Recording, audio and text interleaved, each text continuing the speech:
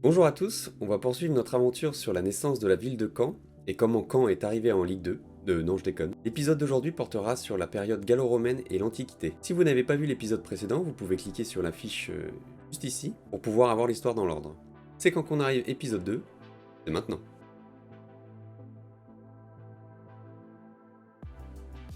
Et comme annoncé dans l'épisode précédent, on va parler de Vieux-la-Romaine.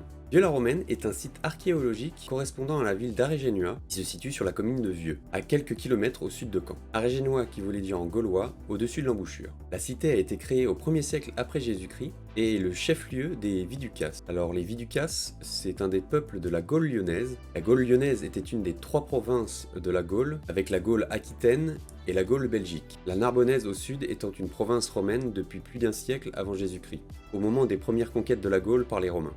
Les Viducas occupaient à peu près le centre du Calvados actuel. En ce qui concerne Aregénua, la cité apparaît comme une ville-étape sur la carte de Pöttinger. La carte de Pöttinger étant une carte ancienne représentant le réseau routier de l'Empire romain.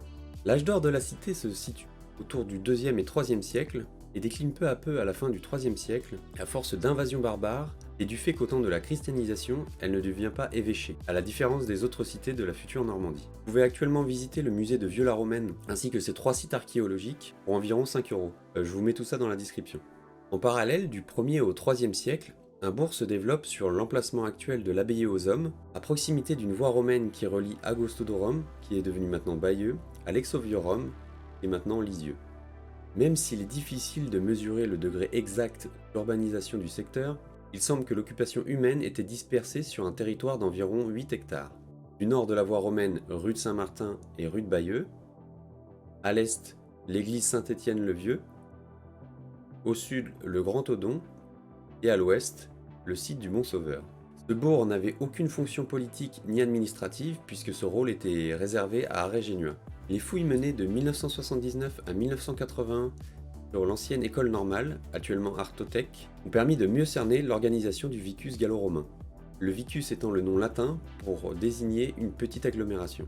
On découvre que sa situation était essentiellement artisanale, avec la découverte d'un four de tuilier ainsi que son habitation, une installation de tanneur avec son réseau de fosses et les vestiges d'un atelier de tabletterie avec de nombreux éclats d'os. La tabletterie est un art qui fabrique des petits objets soignés avec des morceaux de bois ou des bouts d'os ou de l'ivoire. Le bourg étant sur une voie à proximité du franchissement de l'Orne, entre la mer et Aregénua, il bénéficie de son emplacement pour écouler son petit artisanat. Les fondations de la cella d'un fanum ont également été découvertes lors de la fouille de la salle des gardes près de l'hôtel de ville. La cella étant la partie fermée d'un temple, et le fanum un temple gallo-romain.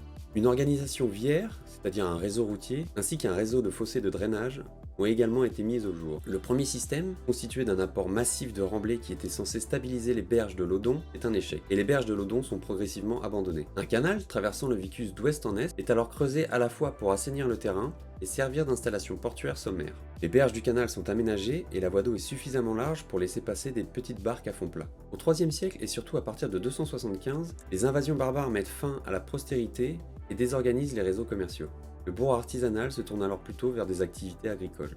À la même époque, la transgression marine dunkerquienne provoque une montée progressive des eaux qui a pour conséquence de nombreuses inondations. En témoignent les dépôts de limon de plus en plus proches du site. À la fin du IIIe siècle, les bâtiments sont laissés au marécage qui progresse, les habitants se déplacent vers les coteaux légèrement plus au nord, vers le long de la rue Saint-Martin. On arrive autour du 5e siècle après Jésus-Christ, on a très peu de traces et d'informations concernant cette période, et c'est à peu près pareil pour toute la Gaule. À la fin de la période gallo-romaine et de l'Antiquité, comme on l'a mentionné tout à l'heure, la ville d'Aregénua perd de son importance, et le territoire actuel de Caen passe sous l'influence d'Agostodorum. Et c'en est à peu près tout pour la période de l'Antiquité sur la ville de Caen. On poursuivra notre aventure dans un prochain épisode, en attendant n'hésitez pas à vous abonner et à commenter, et sur ce, boujou.